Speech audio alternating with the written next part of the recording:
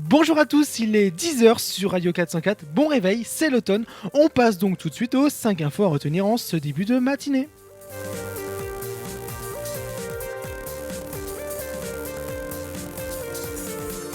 On commence ce matin avec les médias sociaux. Les géants Facebook et Twitter vont diffuser les débats présidentiels aux États-Unis, ces élections qui opposera Trump et Clinton. Hier, Facebook annonçait déjà avoir signé un partenariat avec ABC News pour diffuser les 3 débats présidentiels à venir. Quant à Twitter, ce dernier a annoncé ce 21 septembre que grâce à son partenariat avec Bloomberg, il pourrait streamer sur sa plateforme ces mêmes débats. C'est donc un pas de plus dans la guerre des live vidéo qui oppose les deux firmes.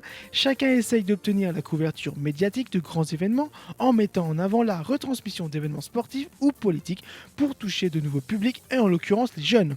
De retour en France, on parle déjà des présidentielles 2017. Un tel système pourrait-il donc être mis en place afin d'intéresser nos jeunes à la politique? C'est donc la question. Mark Zuckerberg, le fondateur de Facebook, et sa femme l'ont annoncé hier, ils vont faire des dons afin de lutter contre les maladies.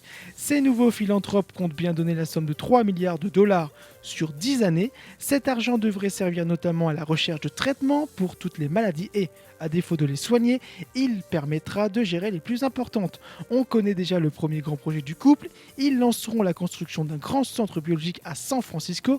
Les chercheurs travailleront donc au développement de nouveaux outils afin de permettre d'étudier et de comprendre les maladies. Zuckerberg met en avant l'intelligence artificielle. Cette technologie permettrait de rendre les recherches plus rapides. Vous n'avez sans doute pas pu passer à côté de cette info ces derniers jours, c'est l'arrivée d'une nouvelle application. Vous ne voulez pas déjeuner seul à la cantine? Eh bien une ado américaine l'a fait. Âgée de 16 ans, elle a donc conçu une application pour y remédier. La plateforme Sit With Us, disponible pour l'heure uniquement sur iOS, permettrait ainsi aux plus timides d'éviter de manger tout seul à la cantine et ainsi ils pourraient faire des rencontres. Cette nouvelle application pourrait donc permettre de mettre à mal le harcèlement ou les moqueries pour aider les élèves à trouver de la compagnie. Avec Sit With Us, chaque élève peut simplement signaler qu'il va déjeuner ou lorsqu'une place est libre à ses côtés. La plateforme permet aussi d'éviter des élèves qu'ils ne connaissent pas encore à les rejoindre. On passe à l'actu des nouvelles technologies. 27 ans après la sortie dans les salles de Retour vers le futur 2, les fameuses chaussures auto-lassantes voient enfin le jour sur le marché. Nike va mettre en vente dès le 28 novembre prochain les Nike Hyper Adapt.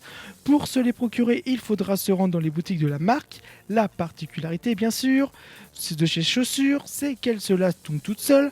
Un moteur situé à la base de la chaussure permet de faire les lacets automatiquement. Cependant, il vous faut appuyer sur des boutons plus, moins ou adjust pour pouvoir être chaussé de manière convenable. Les chaussures fonctionnent à l'aide de 2 batteries. Elles sont dotées d'une autonomie d'environ 2 semaines. Des LED également sont présentes à l'arrière des chaussures, vous prévenant du niveau de charge. À l'heure actuelle, Nike n'a pas laissé fuiter le prix de ces nouvelles montures. Et enfin, c'est sans doute l'un des pays les plus déconnectés du monde. La Corée du Nord n'a pas accès à Internet comme nous l'avons apporté de clic ici en France. Une erreur de manipulation a laissé entrevoir l'Internet de la Corée du Nord justement. On apprend notamment que seulement 7200 personnes auraient accès à Internet et que les réseaux sociaux comme Facebook, Twitter ou encore YouTube sont bannis. Une erreur de manipulation des informations en charge de la maintenance d'Internet a donc permis à des hackers d'accéder à l'ensemble des informations relatives au répertoire des noms de domaine de l'Internet nord-coréen. On connaît dès lors les sites auxquels les habitants ont accès. Ce sont principalement des sites web développés par Pyongyang. On en dénombre seulement 28. Parmi eux, on trouve notamment un site de recettes de cuisine, un site d'information, un site de voyage, un site d'une compagnie aérienne et même, semble-t-il, un réseau social. Voilà, fin de ce flash. On se retrouve très bientôt sur Radio Code 4. Bonne fin de journée à tous.